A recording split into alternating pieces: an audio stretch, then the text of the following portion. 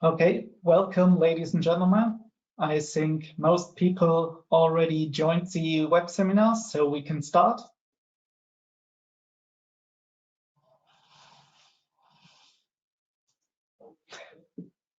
Welcome again. My name is Mark Schinke. I'm a project manager at CIMAC.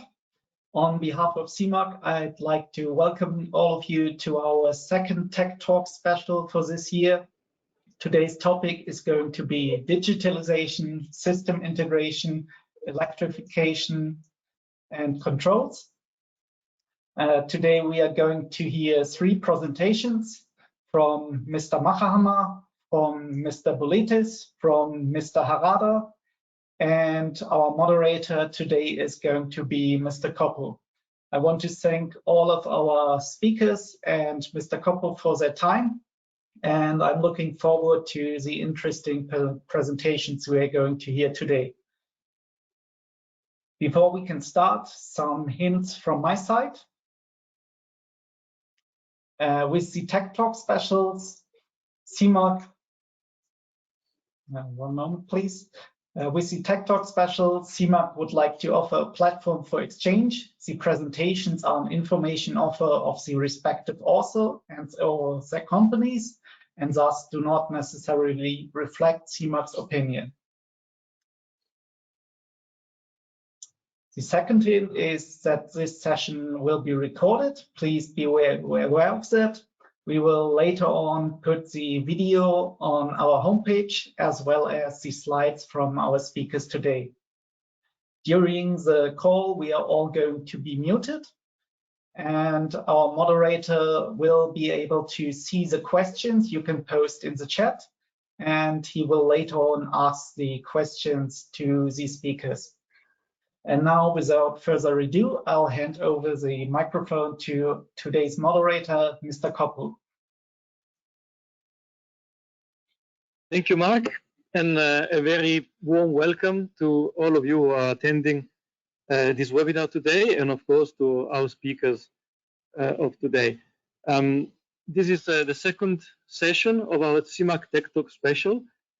And it's a very interesting opportunity to share the material that we would have loved to share in person at the Congress. Unfortunately, we have to wait a little bit more for next year, but innovation never stops. And so we are here today to listen to some interesting contributions.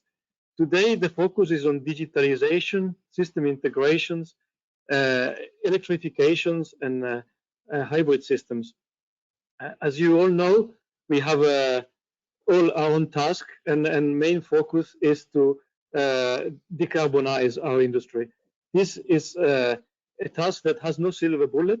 There are many ways to achieve high efficiency and do the best with the resources we have to try to really have a small impact on our planet of all our activities.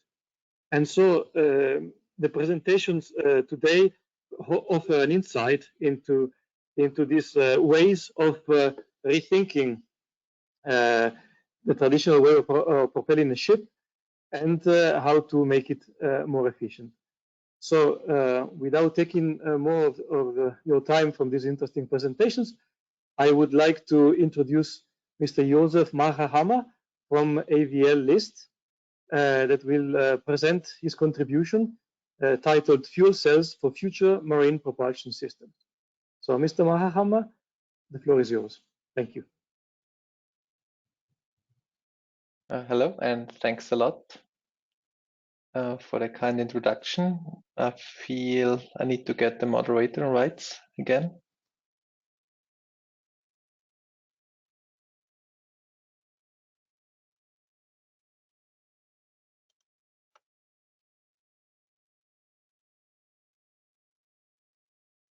Can you see my screen already? Very good. Yes. So, okay, great. Okay, let's switch to full screen mode. And hello, everyone. Thanks for giving me the opportunity to present the AVL's view on the fuel cells for future marine propulsion systems. First of all, as mentioned before, we owe it to the planet. It's one of the creators of my company. it's very important for AVL to support the world to solve social, cultural, and global issues. And that's why AVL decided already 20 years ago to invest in greener and CO2 neutral technologies and started to develop fuel cells and electrolyzers. Let me start this presentation with a very, of course, extreme example of what you could do to reduce the CO2 footprint. And let's start with a practical example, a container ship traveling from Rotterdam to Singapore within 20 days. What would be one option to decarbonize this ship? Just make it battery electric. What would it mean in reality? So you would replace the 15,000 cubic meter heavy fuel oil tank with a 30 gigawatt hours battery pack. This would lead to a space capacity reduction of 20%, a load capacity reduction of 60%, and additionally a 60% reduced range. What in terms of infrastructure, you would need roughly a 1 gigawatt connection power at the harbor to charge one ship within 24 hours. So this is of course a very extreme example of a decarbonization of a ship, and in this case it's not a very realistic one. But there, of course, this is not black and white, there are grayish areas. But what I wanted to emphasize with this slide is that the driving factor for decarbonization, especially for the marine, is the need for stored energy on board of the ship. Currently, we are in a very comfortable situation. This chart now shows a comparison of different energy carriers on board of a ship. And on the left, the orange bars indicates the volumetric power density of diesel, including the tank, so fuel plus tank. So you would end up considering tank and fuel at a power density of roughly 9 kilowatt hours per liter. When you compare this to other fuels like natural gas, ammoniac, or methanol, you would end up in the area of roughly 4 kilowatt per liter. So you would cut the energy, the possible energy stored on ship by more than 50%. If you would further reduce, if you go to liquefied hydrogen, liquefied organic hydrogen carriers, hydrogen in compressed form, and so on, you would further reduce the energy content within a certain volumetric boundary condition. And of course, on the bottom right, you can see the energy content of batteries, which is the lowest ones compared on these slides. So compared to diesel, there's a significant difference. But what is needed in the future? We need to get rid of all fossil energy carriers. So we need to find alternatives. And therefore, the propulsion system is very much linked to the power we can store on board of the ship, and especially in which form the power is stored on board of a ship. When we look now on this slide, and of course this is not only marine related, this is related for all mobility applications, you can see a sustainable fuel map for transport applications.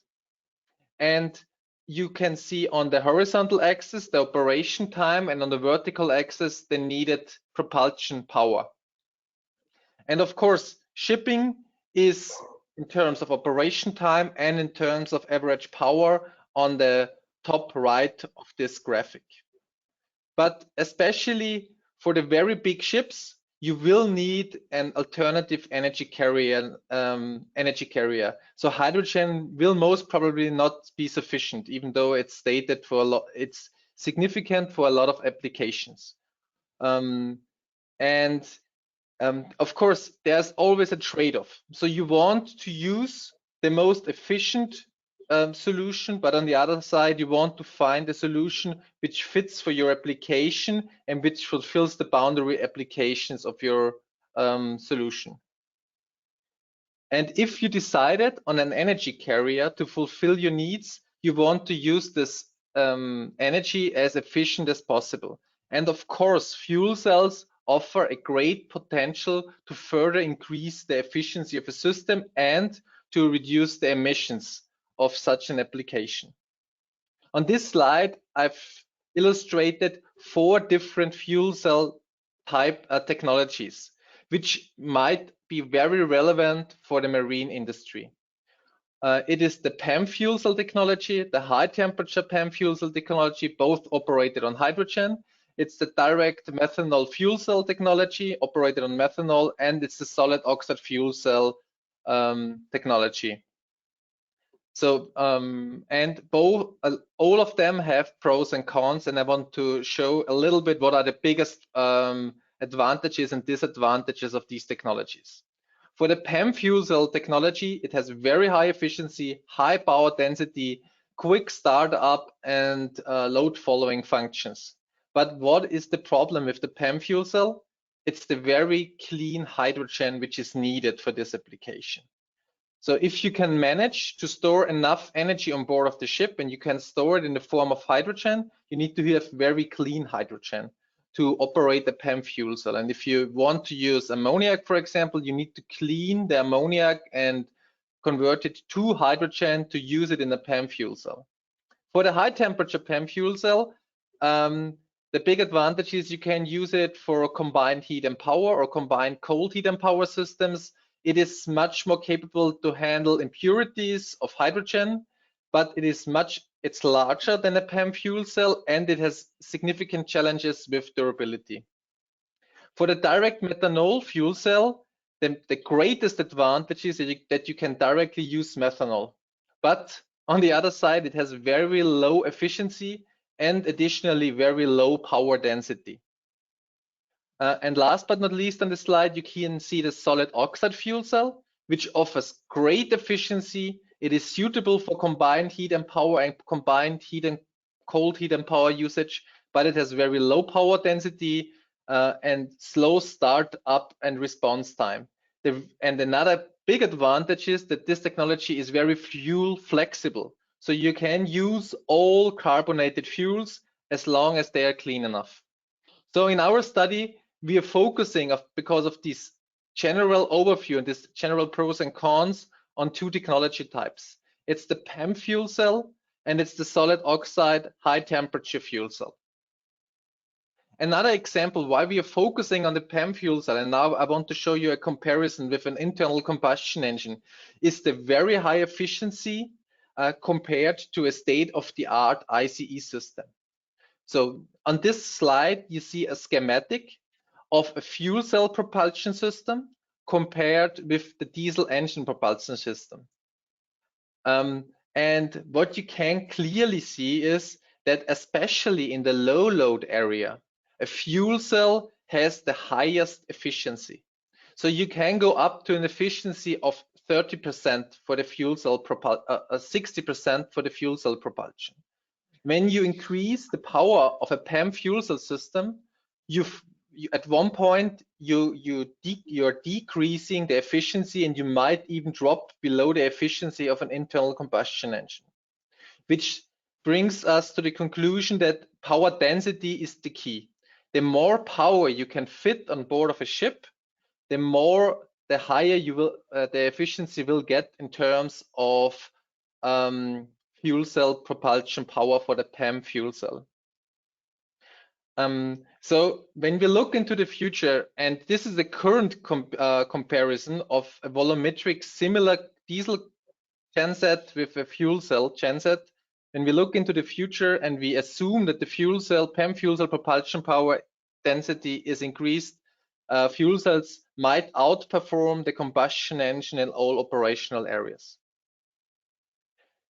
Jumping back to the issue with the PEM fuel cell system, and this is the very high purity which is needed for the hydrogen, because it's, of course, there are standards which are established all over the world, and these standards are coming from the automotive industry. So there's the PAM fuel cell is very sensitive, especially to all type of carbons and sulfurs and poisonous content which is included. And even though these guidelines are really strict and hydrogen is very clean, it's still not strict enough. If you want to use in the marine industry PAM fuel cells, and you want to reach durabilities of 30,000 hours plus, which is currently state of the art for internal combustion engines in between the big overhauls, we need to be very careful to lighten up these regulations in terms of quality of hydrogen. And if you want to put different type of fuels, not pure hydrogen, on board of your ship, and you want to reform the hydrogen, it's a big issue and a big challenge to get the needed quality of hydrogen on board of your ship. This brings us to a fuel choice overview slide. So as mentioned before, there is a variety of energy carriers available on board of a ship. On this slide, you see the most relevant ones. So currently you have HFO and diesel. This is the state-of-the-art solution. So MGO, speaking about diesel, but these carriers should not be used in the future because they are not produced out of renewable sources. So what can you use? You can use methane, so natural gas, methanol, ammonia. You can use a liquid hydrogen carrier, or you can use pure hydrogen in liquefied or pressurized form. So when you are going to use a PAM fuel cell in the future, the chances that you combine a PAM fuel cell with pure hydrogen is rather high, because it offers the great potential for the high purity. You can operate it very efficiently, and you have very high power densities. As soon as you jump to different fuels which have carbon inside, or which needs to have an additional cleaning stage, a solid oxide fuel cell offers the great potential to be used for these applications. But the big challenge which arises with solid oxide fuel cells is the power density. But before I come to this challenge with the power density, I want to show you an example of what I just tried to illustrate. On this slide, you see a comparison of 4 different propulsion systems. Option 1 shows this in all of these 4 options, ammoniac is the choice for energy storage, so the choice, the fuel choice. And in the first line shows that you have ammoniac. You put the ammoniac into a cracker, and then you purify the ammoniac with a pressure swing absorption to get clean enough hydrogen, and then you put the hydrogen into a PAM fuel cell system. In the end, you end up at the maximum efficiency potential, something between 28 or 38%. An alternative option would be to use a diesel engine. So you using, in this case, it's a dual fuel engine. You use diesel to ignite the ammoniac, and you could achieve efficiencies up to 51%. You can also consider option 3. This would be an hydrogen-enriched NH3 gas engine. And in this case, also efficiencies up to 50% are feasible. Last but not least, you could use a solid oxide fuel cell, and the efficiency potential is great. So you could achieve efficiencies up to 65% in the most optimal condition, but efficiencies of 60% are reachable for sure. You can use the solid oxide fuel cell without pre-cracking, but this brings, of course, the big risk of integrating, or the big challenge of integrating a solid oxide fuel cell into your ship. Because in terms of power density, it is, I would say, minimum 5 to 10 times bigger than an internal combustion engine in terms of volumetric power density, which leads, and additionally, the transient behavior is not as great.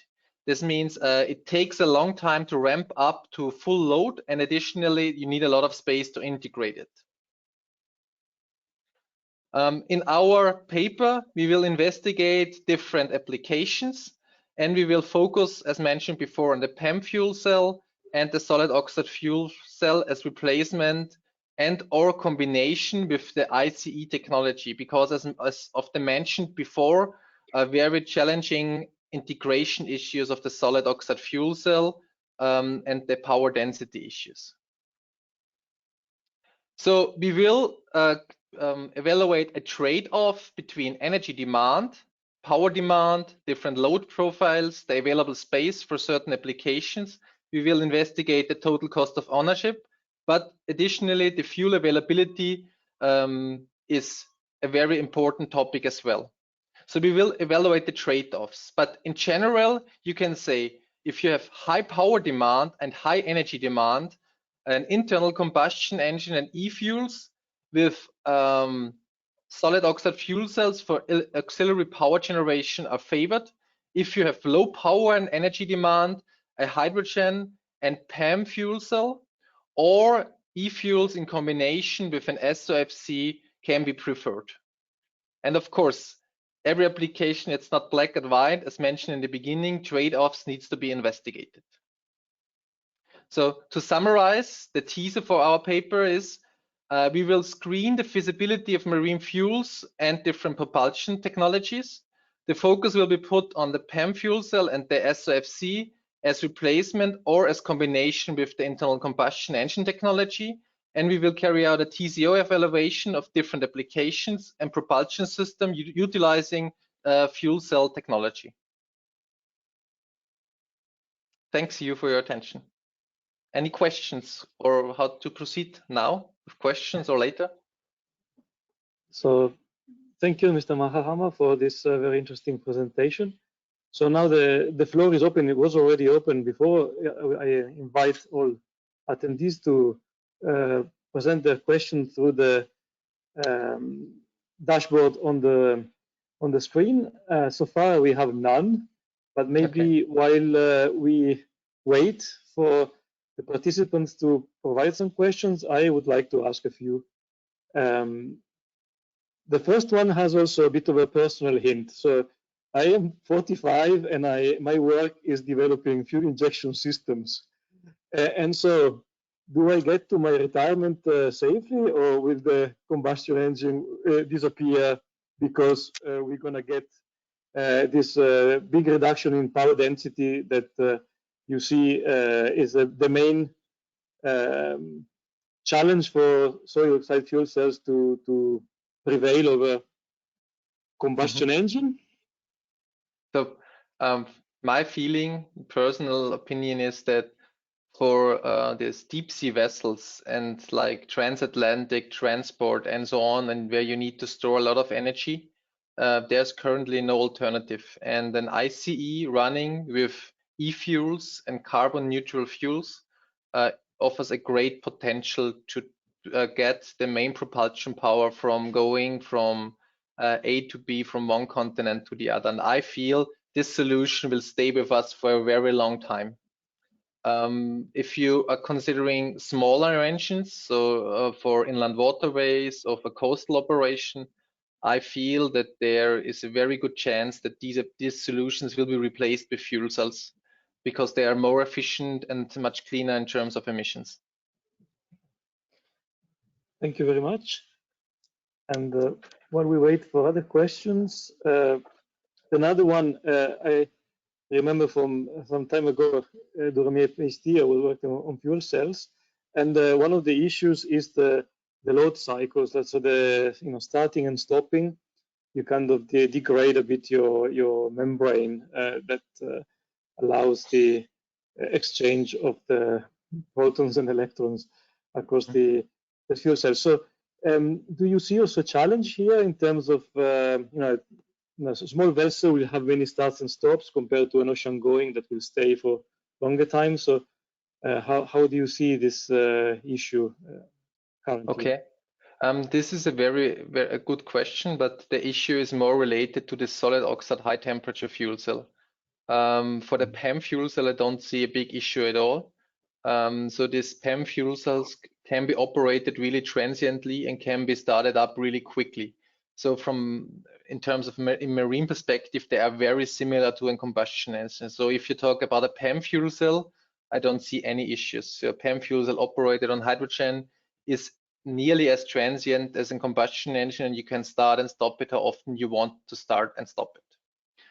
For this solid oxide fuel cell, this high temperature fuel cell, it's a different story, because it takes a while to warm it up to this 500 to 800 degrees C, and every start and stop harms the durability, and additionally the transient behavior is not as good as well. So if you make load cycles which are really heavy, this will be tricky as well. Therefore, this technology from my perspective needs heavy hybridization with a lot of batteries to more or less stabilize the load profile. And additionally, of course, you want to avoid shutting down and turning it on again, even though I feel that the technology itself will get a lot of improvement in the years to come. A lot of investigations are going on to not getting rid of this issue of this challenge, but making it acceptable for the end customer. But you're absolutely right. For SOFC, yes. For PEM, I don't see an issue. Thanks a lot. And meanwhile, the questions have been pouring in. So suddenly from nothing, I will have to select a few. I think one of them is for the solid oxide fuel cell, would any other alternative fuel be possible choice instead of ammonia and hydrogen? The byproducts of LNG and methanol are still harmful comparing to the ammonia and hydrogen, which produce mostly clean water as byproduct. Mm-hmm. For the solid oxide fuel cell, you can use every type of fuel. For some types, you need to have a reforming process, not for all of them. It's like what you feed in the fuel cell, this comes out. So if you feed carbon in, you will get carbon out in form of CO2. So if you use ammonia and hydrogen, you will just get ammonia, you will get nitrogen and water as emissions. For hydrogen, just water. And if you feed methanol, of course, you will get CO2 as emission as well. But this will hopefully be CO2 neutral, because the CO2 produced for this methanol needs to be also collected from a source of CO2 source. So of course, you should not use fossil sources to create it. Yeah. But in general, you can use all type of fuels for the solid oxide fuel cell.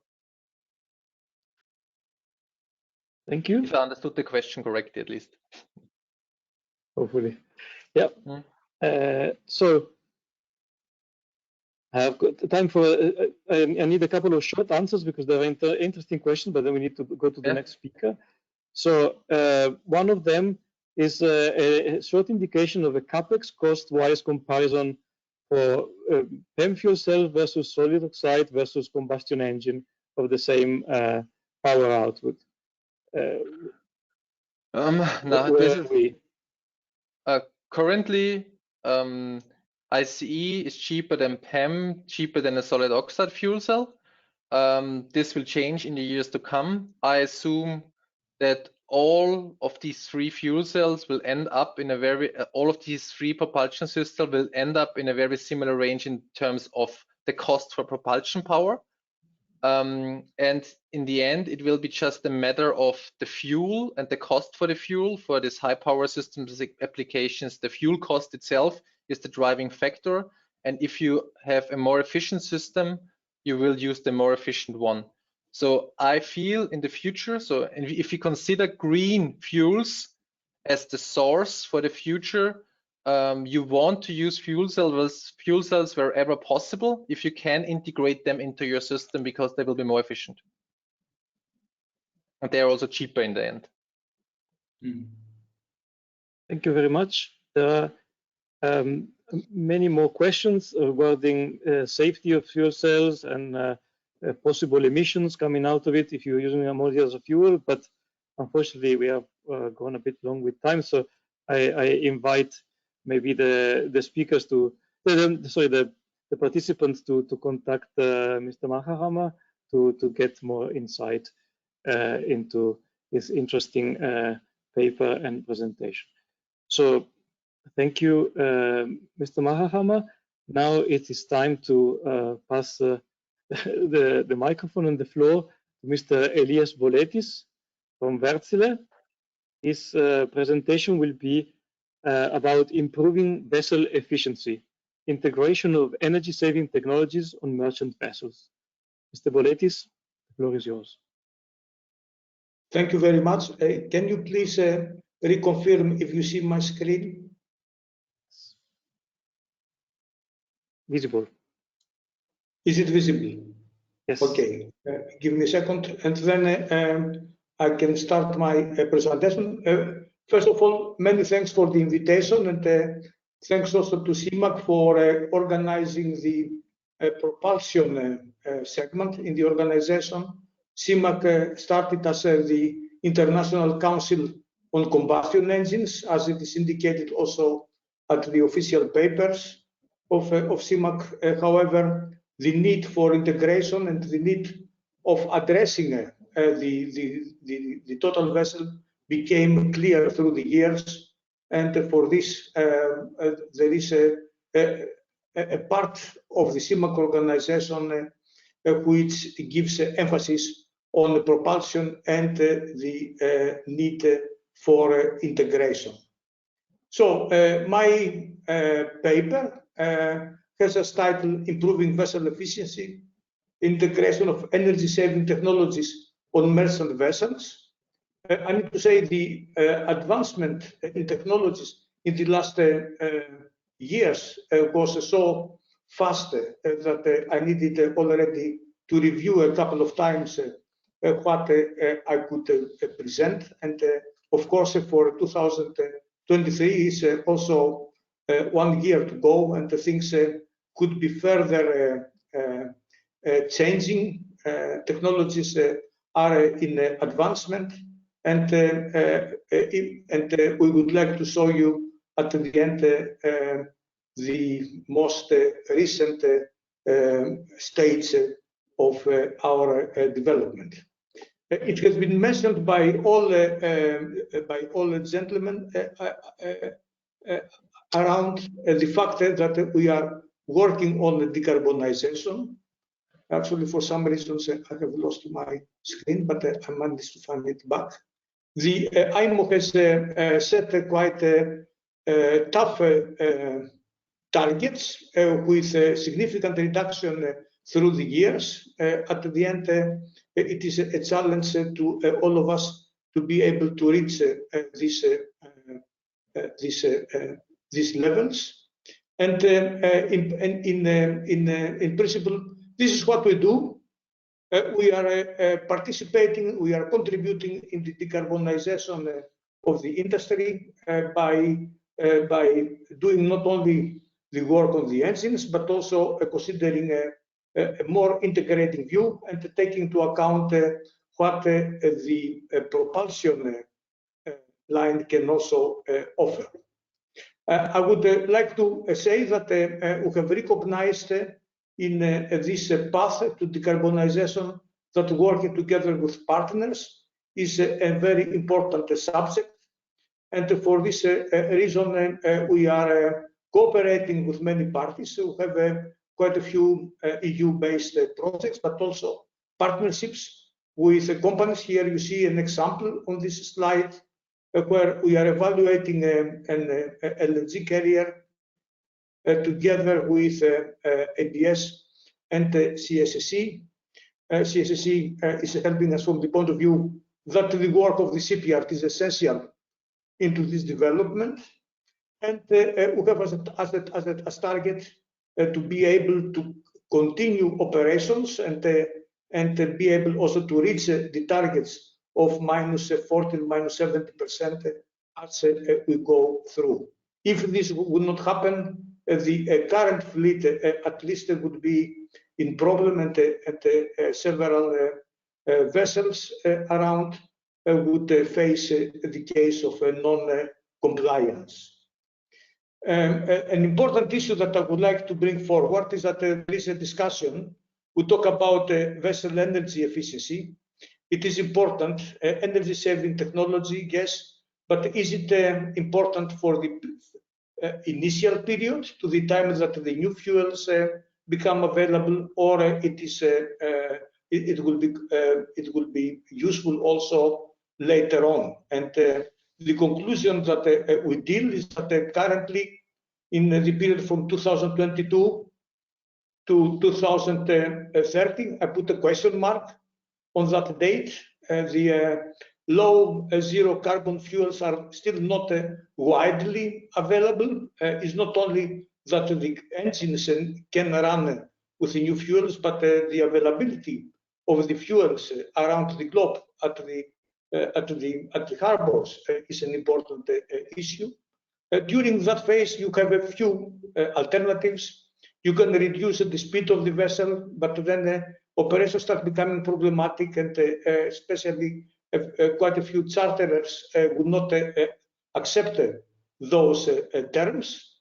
And in principle, energy-saving technologies can help you improving the energy emission indices, the CII, the AR, the EDI, the EXI, and in addition, it will help to improve and reduce the vessel operational costs. So it works well with the indices, but it works also well on the operational cost.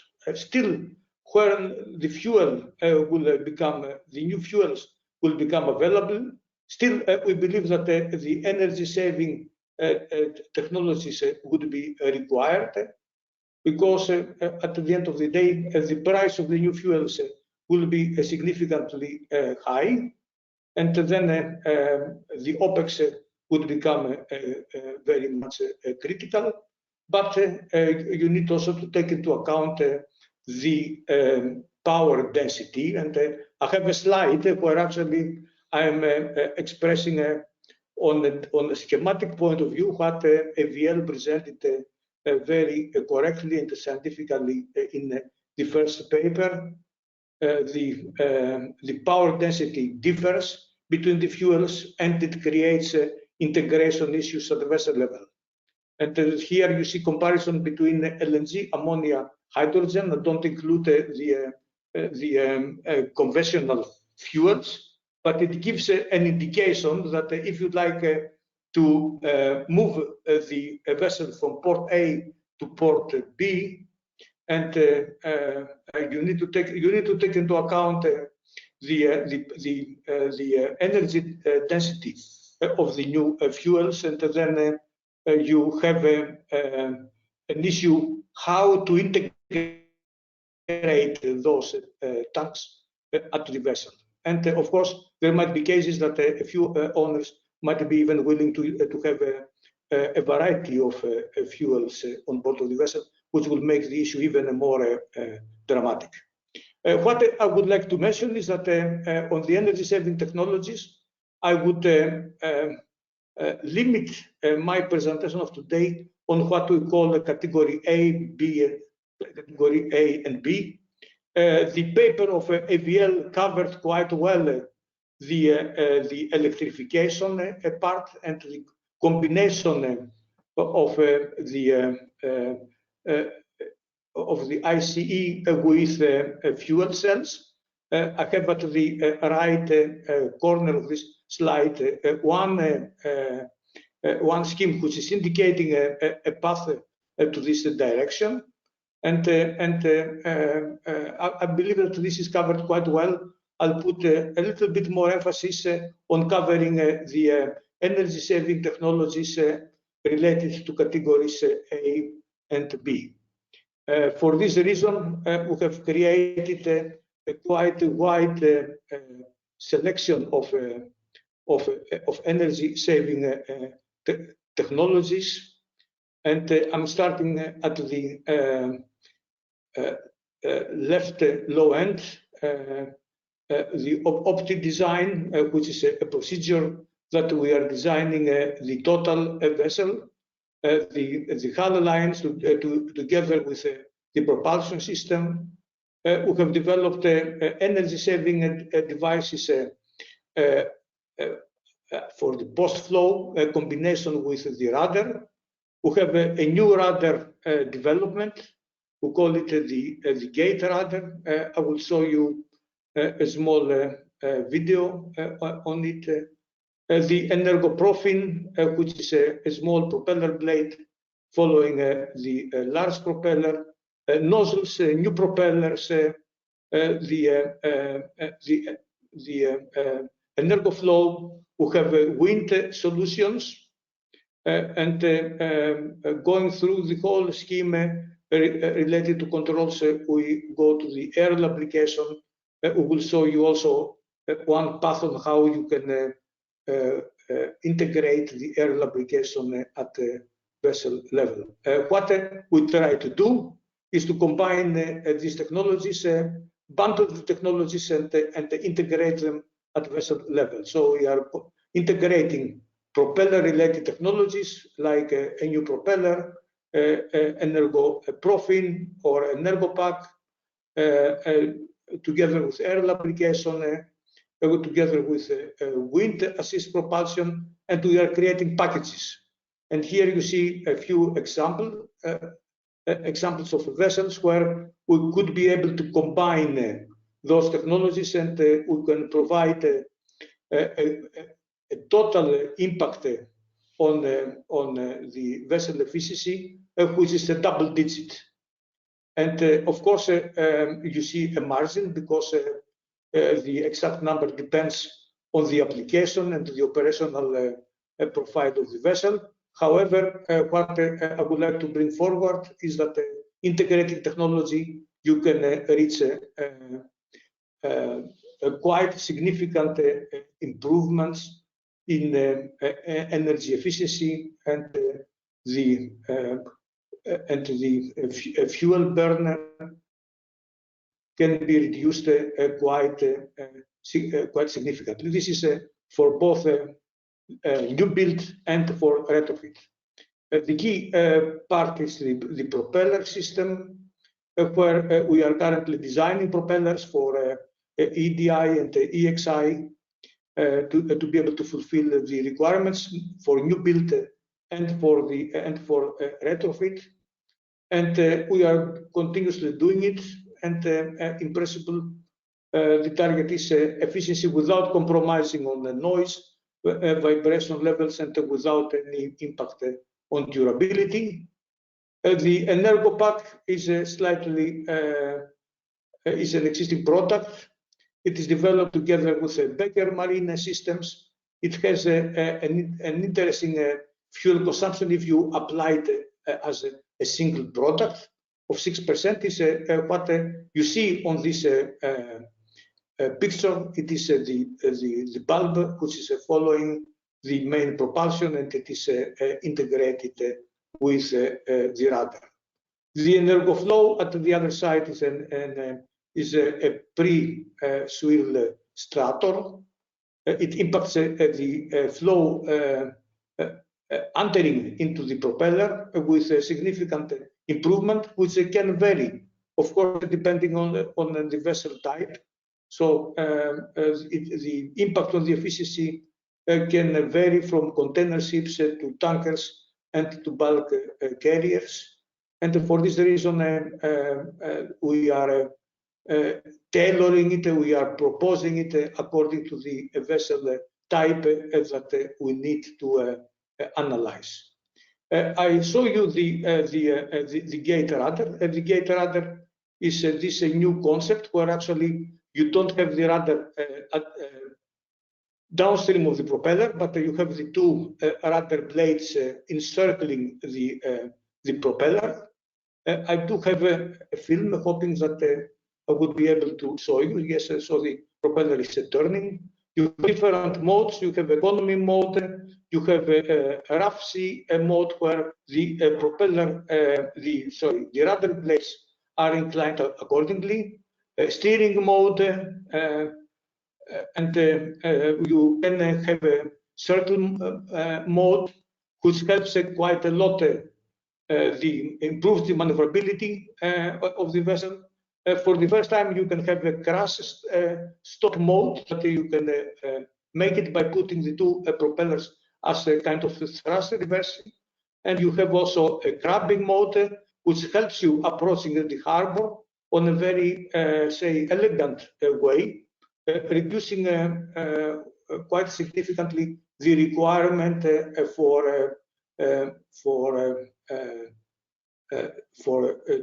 tunnel thrust size and power. You cannot get the tunnel thrusters out of the vessel, but you can certainly significantly reduce the size of them. The air lubrication, here you see the system which has been developed by Silverstream. You see at the center of the screen the different air release units, which are located at the bottom of the hull, which are creating bubbles, which are impacting, actually are reducing the drag of the vessel quite significantly. Of course, in order to create these bubbles and bring the bubbles under the vessel, you need to have you need to create them on board. You need some power for this. You need individual compressors. In this case, what you have found out is that you can use the main engine. You can take the air after the cooler of the which is following the compressor of the turbocharger. You can combine it on this way, so you can have the air, say, air from the engine and feed on this way the air lubrication system. This is easier if you have gensets, as in this example, but it's also very much possible on large two-stroke reciprocating engines that we are studying it as well, and we are introducing it as a pilot during this year. I will show you a film, but I'll keep it for the end. I'm continuing on the example on this machinery room integration, where we have developed our own thoughts on how these large LNG carriers will be designed in the future. Certainly about their machinery room with gensets, and you have a system which is electrical. You can combine with batteries, you can combine with fuel cells, and you are running a fixed pitch or a controllable pitch propeller. The important issue is when you are integrating technologies, you have a small issue that you need to. Sorry, I need to go back to the presentation. You need to find out how the propeller line is affected when you have a wind assist propulsion. This is an example of a vessel. You see here the engine limit, you superimposing the propeller line on the engine graph. Very simplistically, if you add the wind assist propulsion, the line is moving to the right on a quite significant way. How much depends on the wind assist propulsion system you have, but typically you go for percentages above 20 to 25%, meaning that this is significant. So what I'm trying to say is that when you are integrating technologies, you need to think not only on the wind thrust, but how the wind thrust is affecting the engine propeller combination, and what is the action that you need to require to establish the maximum efficiency from this system. And this is what we are doing, optimizing the system accordingly. One application, as you see here in more detail, is the electrical system. You see the electrical permanent magnet motor, which is running the propeller. In this specific case, is CPP, but could be also FPP, and we see also the gate rudder that I've shown you before as combination. I'm moving to wind propulsion, and the fact that the wind propulsion can play a significant role. There are different technologies with advantages and disadvantages. You have the rotor sails, you have the kites, the rigid sails, you have the suction wings. These technologies are currently appearing into the market at different applications, and we are analyzing it to understand the characteristics and how much they would influence the vessel performance. So you see here a comparison that starting from the right side with the Flettner rotors with the highest lift coefficient of around 7, and then you move from the right to left to the Bermuda sails with a lower lift coefficients. This is indicating that if you go to wings, especially to configurations with rigid wings, you need to have much more surface of the wind assisted propulsion system on the vessel in order to be able to fulfill the same needs, so produce the same thrust from wind. The situation is not simple. We believe that the technologies are not competing each other, but it would be possible to combine wind assisted propulsion solutions. So you see here a couple of examples. There are vessels where we are combining the Flettner rotors with sail wings. At the upper right side, you see recently a vessel from a Japanese owner where there has been the same idea to combine the rotors, the 3 rotors you see into the vessel with a large sail wing. And below you see other applications that we are studying it through EU projects, where we are combining suction foils with rotors, believing that on this way you can combine the advantages of both systems and have the best overall example. So there are issues of integration of wind assist propulsion on vessel level. They need some energy that you need to take it very efficiently in order to be able to turn in this type, in this case, the rotors, and you need to be able to integrate them on the vessel. So you need to have different sizes, and you need to have several options that you would be able to move them on the vessel to help to facilitate operations at the harbor. And you need to fulfill all requirements imposed by the class.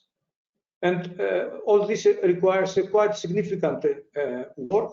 But overall, the conclusion you see at the left side, one application with the tilted rotors with overall advantage of 17%. And you see an application with on a tanker with rotors which are fixed, but there are other stronger requirements on where you need to fulfill there from the electrical integration point of view. But overall, the advantages of having wind can help on the decarbonization because it is zero emissions. It is free of charge, and you can use it. You need to take into account how you integrate the forces. Mr. Boletis, I'm sorry, Mr. Boletis, we are a bit short with time, so we need to get to some conclusions. Yeah, I would go then to the conclusions, Mr. Kopo. Then what the marine segment is expecting, understand all this, understand the value and the cost effectiveness of the new technologies, understand the integration issues, and understand the readiness level, technology, manufacturing capability, and the availability of life cycle support and any infrastructure that you need to support operations of the new emerging energy-saving technologies. You know very well the technology readiness level. Quite a few technologies are at level 5 or 6, and certainly they need to be brought to level 8 or 9 in order to be sure that the carbonization, the commercialization of the systems coincides with the application of the solutions required by the decarbonization strategy. So a few observations. Follow a holistic approach. Think about vessel functions than products or parts. The reciprocating engine industry will contribute, certainly with the new fuels, making the ICEs able to perform in this decarbonization process. But at the same time, energy-saving technologies play their own role.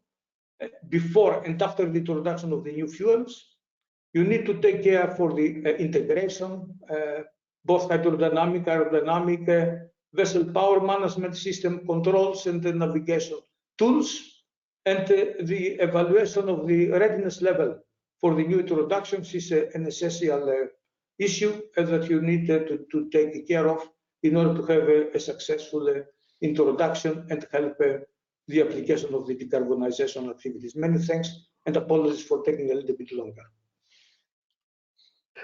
Thank you, Dr. Voletis, for this very interesting presentation. I didn't have the heart to stop you sooner because the topic was extremely interesting. In the engine business, we are happy when we get 1% efficiency, and here we're talking about double digits, so it's really a game changer for the sector. There is one question, please, a very short answer, because then we need to give the floor to Harada-san. The question is, dear Elias, at CIMAC Cascades 2018, you have presented a paper about vessel noise as emission.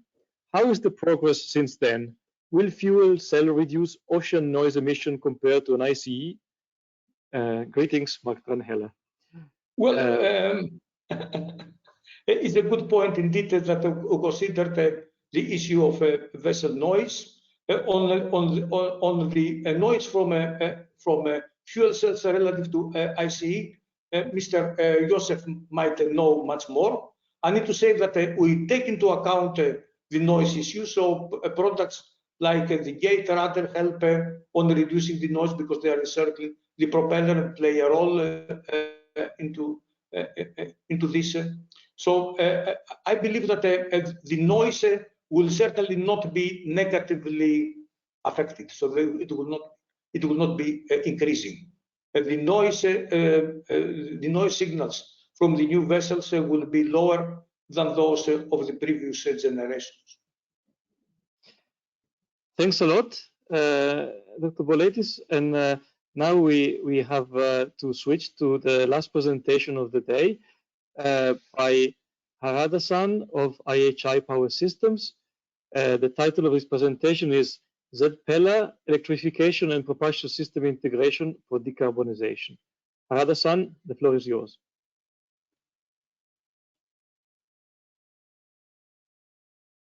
Okay, can you see my presentation? Yes. Oh, me too.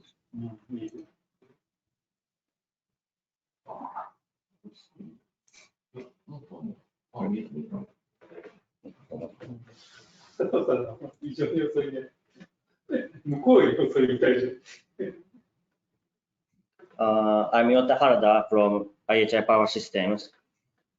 Today we would like to speak about our product, Jasma Thruster ZPELA. We introduce about electrification of propulsion system integration, and our efforts to decarbonize. This is today's content. At first, I speak about the electrification of propulsion system, and second, the staff will introduce our efforts to improve efficiency of the propulsion system. At first, I speak about background of the electrification. Now we are working to reduce the environmental burden. There is background that IMO declared halve greenhouse gas emissions by 2050 compared to 2008. Therefore, marine equipment manufacturers, including us, are developing the engine, dual fuel, hydrogen, ammonia, and so on. Decarbonization of the entire propulsion system, not only the engine, is required. Next, I introduce our electric propulsion system.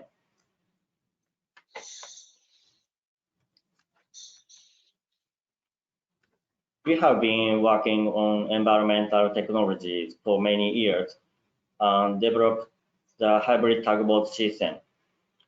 We supply the hybrid system that combines the main engine and a small electric motor for tugboats before. One is with batteries and the other one has no batteries. Both tugboats have been in operation since 2013 and achieved 10 to 20% fuel saving.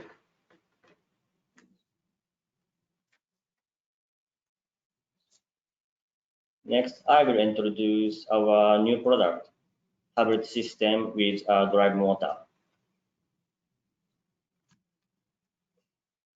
This is our new product. It is Zipera equipped with a vertical motor and it is called L-Drive Azimuth. Also, we developed an electric steering system.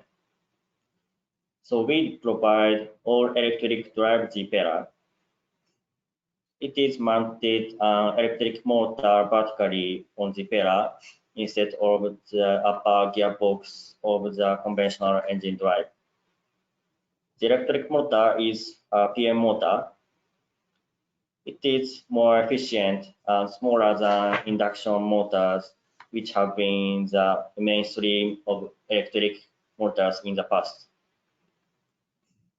We realized that the compact and highly efficient electric propulsion system by mounting the PM motor vertically. The upper gearbox of the conventional type was omitted and mechanical loss was reduced.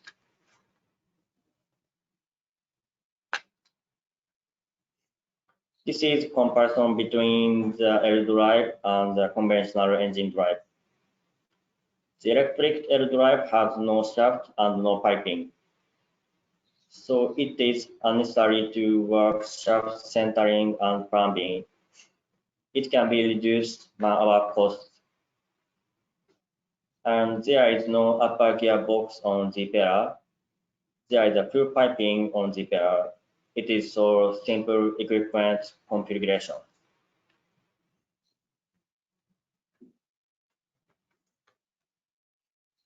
Also, we developed the electric steering system. At first, compared to models, left one is the electric steering system and right one is the conventional hydraulic type. The electric type is no need for hydraulic pump unit and tank unit, so it is simple. And same as the electric propulsion system, no need to work plumbing. Talk about efficiency. The electric steering system has only motor loss. About control, the electric steering system needs to control only motor. So response is good and initial adjustment is easy. and the electric steering system doesn't use oil, so it is clean and good at maintenance.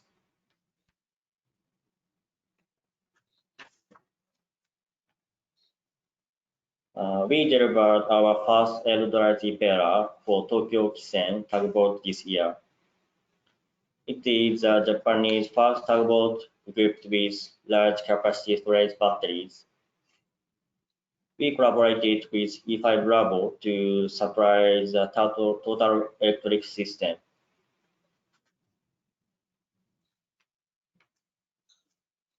Next, I will speak about suggestion of a system configuration.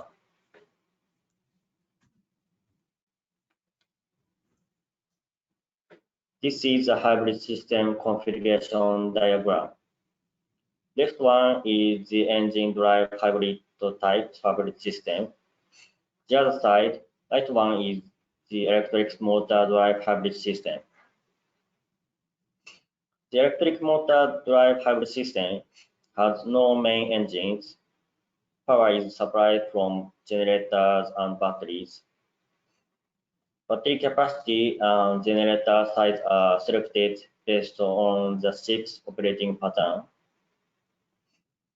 We suggest the system configuration centered on DC switchboard. It supports various combinations of power sources with potential in the future, such as generators, batteries, fuel cells, and so on. So far, we supply the hybrid system centered on the main engine drive. In recent years, as the price of batteries are reduced, the demand for the electric motor drive hybrid system is increasing.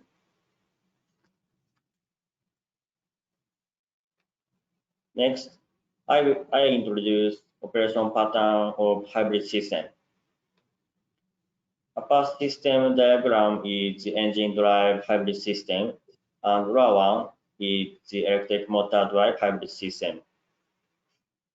Both systems have three modes: zero emission mode, low load mode, and high load mode. And it can be selected optimum mode according to load conditions and operation pattern. So it can be reduce emission of greenhouse gas and fuel consumption by selecting optimal operation mode.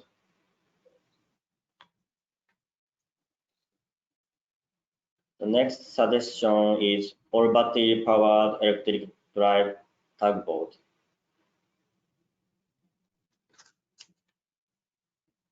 This is our proposal of all battery powered electric tugboat. About batteries and electrical equipment, there are few restrictions on their arrangement. It can also be placed where the intermediate shafts were placed in the conventional engine drive type. Since there are few restrictions on the placement of equipment on board, it can be optimized as the shape of the hull. So it is possible to improve efficiency of the entire ship system by adapting the electric propulsion system. We can propose the optimum package according to the actual operation data from each customer, each tugboat. This is the end of our first topic about the electrification. Hello, I'm Toshiki Hoshina. I'd like to talk about high-performance azimuth propeller as our second topic. The azimuth thruster is adapted many tugboats as main thruster. I think tugboat is one of behind-the-scenes support ship. To give an example, a right-size ship such as container ship and tanker cannot maneuver and so difficult to maneuver fine. Therefore, powerful and small tugboats assist those ships passing, leaving, and escort in a bay or gauge. Those performances are required to high output and high speed. And we need to improve the performance of Ajima thruster to overcome development race. Then we contribute to achieve GHG reduction target. And we are trying to improve thruster efficiency. A new G player is required to the market with high performance product to meet future needs. Conventional developments utilize CFD and tank test. The first, we create three-dimensional model and analyze the CFD, then find a good shape. Finally, we make a 1/10 model and examine a tank test. This development method is computationally expensive and difficult to decide a good shape. To resolve the issue, we took notice of machine learning, and we tried to decide optimal development using them. They were expected to help reduce computational costs and easily decide the optimal shape. I'd like to talk about specific method of machine learning. Each consists of two major steps. The first is sampling data construction. And we decide some nodes to design parameters based on our years of technical knowledge. Then we randomly select 2% patterns, extract from them. And these patterns analyze the CFD and calculated thruster efficiency of workflow and speed. The second is development machine learning software. We constructed predictive scoring model based on CFD results. In other words, CFD results are modeled and predicted results for any design parameters can be calculated. So we easily enable to calculate it for design parameter results. And next, I'd like to show one of analyzed results. And please look at this plot chart. A horizontal axis is a whirlpool efficiency, while a vertical axis is a speed efficiency.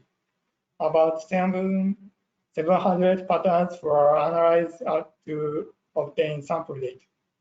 The machine learning predicted nozzle efficiency for about 40,000. Finally, we chose the optimal shape from these predictions. CFD results of this shape calculated improve efficiency of 4% for whirlpool and 6% for speed. And also, tank test results effectively showed good. As a result, it could decide the optimal shape in 2 months, develop a new high-performance G-player. To conclude, I'd like to talk about future port system. This picture shows our suggested port system using renewable energy and IoT. After realization of all battery tugboats, we consider port system with zero GHG emissions powered by renewable energy sources such as wind and solar power. We also improve the operational efficiency of port system by utilizing IoT and remote monitoring of a tugboat. We will continue to develop as a system integrator toward the achievement of the 2050 GHG reduction target and decarbonization. Then we adopted a new technology to create more sensitive systems. This is all for our presentation. Thank you for listening. Thank you very much to both the presenters from IHI, Harada-san, and for the interesting presentation. Now the floor is open for questions. So if you would like to add them to the webinar platform, we will take them from there.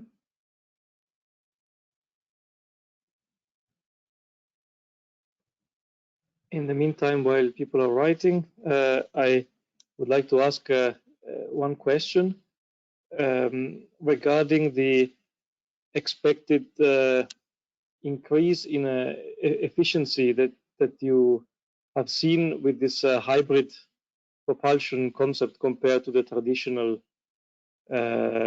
say, shaft-coupled Z-Peller. Could you give us some figures?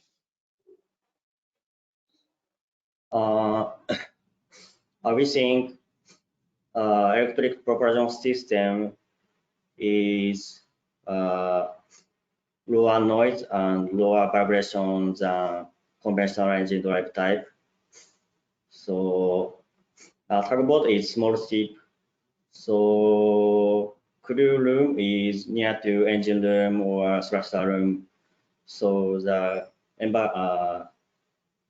environment around crew is noisy and big vibration. So it's bad condition.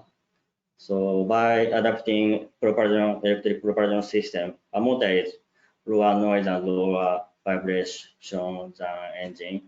So it will be good for tugboat crew to work in ship, we think.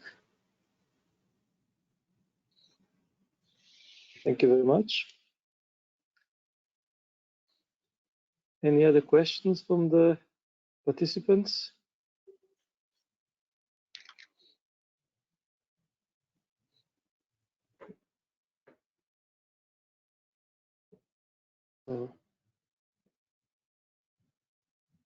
It seems not.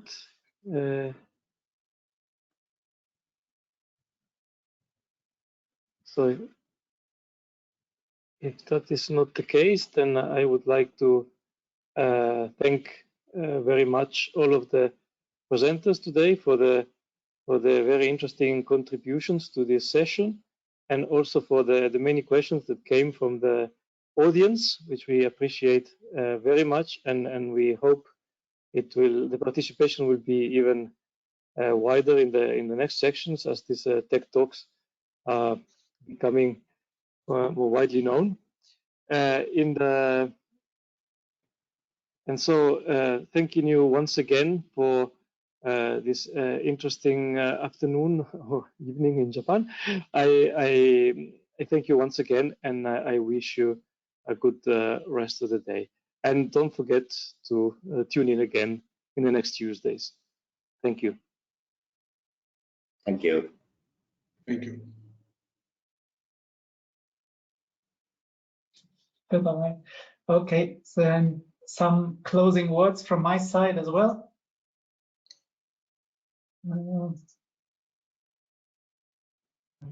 I once again like to hint towards the upcoming expo in Düsseldorf, Germany, with regard to all topics following to Power-to-X technology, where experts will meet and discuss all relevant issues currently going on in this innovative industry. And on top of that, I of course want to hint to the next Tech Talk special taking place on July 5th. The topic is going to be controls and automation. And with that being said, I also want to thank our speakers for the very different presentations with very different topics. It was very interesting to listen to these presentations. And Mr. Koppo, thank you very much for your moderation of this Tech Talk special. And I hope to see you all again next Tuesday. Thank you, Mark. Before you close, there is a question still from the audience about the availability of presentations for download. Will we be able to say something to that? Or yes, I already tried to say it in the introduction, but I can say it again. On the CIMAC homepage, we will be providing the slides from our speakers today, and we will also post a link to the video from today so that people who missed the video can rewatch it. Right. Thank you. So thank you all for watching. Goodbye and see you next time. Thank you. Okay.